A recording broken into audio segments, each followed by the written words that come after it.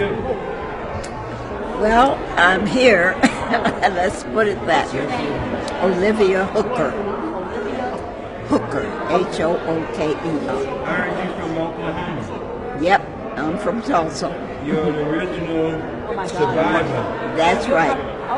Tell me a little bit about your story. Yes, you do. Wait, before you do, Well, I'm 77. well, I'm 95, and I was 6 years old at the time of the disaster. I refused to call it a riot because it was really, whites decided to burn down the homes of 10,000 people. So that was not a riot. It was planned desecration. And so we were just small children. And my family had not told me about prejudice and hate and things like that.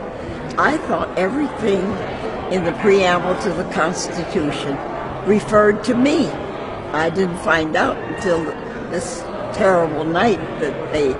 This was a very prosperous community? Yes, and they used to call it Black Wall Street. But it wasn't Wall Street, but, it was a prosperous community. But it was all 10,000 people, counting all the children and grown-ups who were made homeless by this riot, so what they called a riot. And it was 80 years before the state of Oklahoma actually had a commission to study it and remove the blame from us as victims and put the blame where it belonged on the Ku Klux. What year was this? 1921. And as I say, my sisters and brothers knew about prejudice and things, but at that time I thought everything that we were taught at school actually existed.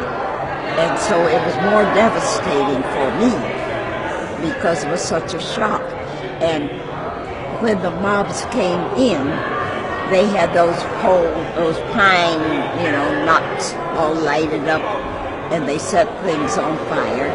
And my mother refused to run because she was busy putting water on the house to try to keep it from burning. And so she put the children under the big oak table. They had those great big tables in those days with little nooks under them. So we were under the table when the mobs came in, and my mother had said, well, we have to eat no matter what, so she was cooking. And that is true. They got so angry that she had what she called her three-cornered pots on the stove, and she had something different in each pot. So they took those out and threw them in the backyard. Then they came back and took the beautiful brown biscuits out of the oven and took them out and smashed them in the mud. And see, we're under the table looking at all this. And so it was very devastating for me because I hadn't known about those things. See, the only non-black people that I ever saw were people who wanted to sell my father things for his store. And they brought presents for the children and listened to my sister play the piano, how salesmen behave. I thought that's the way all non-black people behaved. I had no idea. And when they broke up my mother's Caruso records, and that broke her heart, but they didn't break the old rugged cross. You see, they're giving you a message. The old rugged cross, you see. See, they're giving you a message, what you should and shouldn't have. And they took the hatchets and chopped my sister's piano, but they didn't know that it's the sounding board in the piano that is important. So they chopped the outside of the piano, and it didn't affect the tone of it, and they took my mother's luggage, but they didn't take my sister's little wicker basket. They took my mother's pigskin luggage. Being a psychologist. You're a psychologist? Yeah. Oh my goodness. I received my PhD at the University of Rochester. Rochester, that's New York State, yeah. Mm-hmm. Wow, my goodness.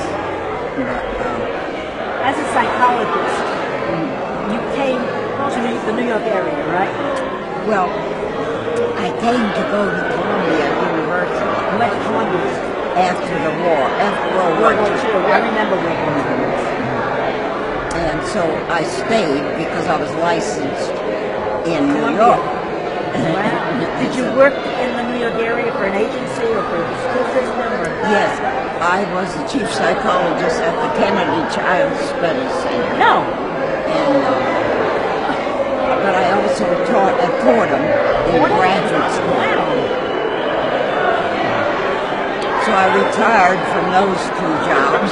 Oh my goodness! Wow, that's very impressive. I have psychologists in my family, but Fordham and the Kennedy Study Center is very well known. It's prestigious. So you basically were teaching or treating a lot of children as well as adults. Yes, I was teaching. We were training school psychologists. You were training school psychologists. Wow. He wants to know your experience of the Coast Guard. That was 41 to 45, right? Yeah, well, I went in. I didn't go in till 45. You went in at 45? Because they weren't taking black women Oh, wow. in the Navy. See, the Coast Guard's part of the Navy during war. Was it? And so they were not taking blacks.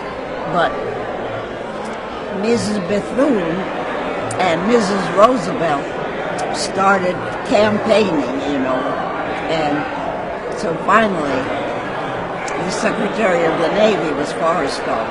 He decided, I'm going to take them in and let these two ladies get off my back. But I waited to see who would join after we worked so hard to get the barrier removed. Nobody joined them, so finally I said... I remember there was a singer in the Stork Club, Lena Horne. Was that, do you remember that? That was also that. Yeah. Well, I decided, well, maybe if I join and if I live, some others will come, But there were eventually only 5 black girls joined. That was the Spars. Yes, Spars. My sister wanted to join, but I guess didn't. That was very gutsy. I mean, that's... So those 5, they remained close friends until... Still around? No, 3 of them are dead now. There's just 1 left alive.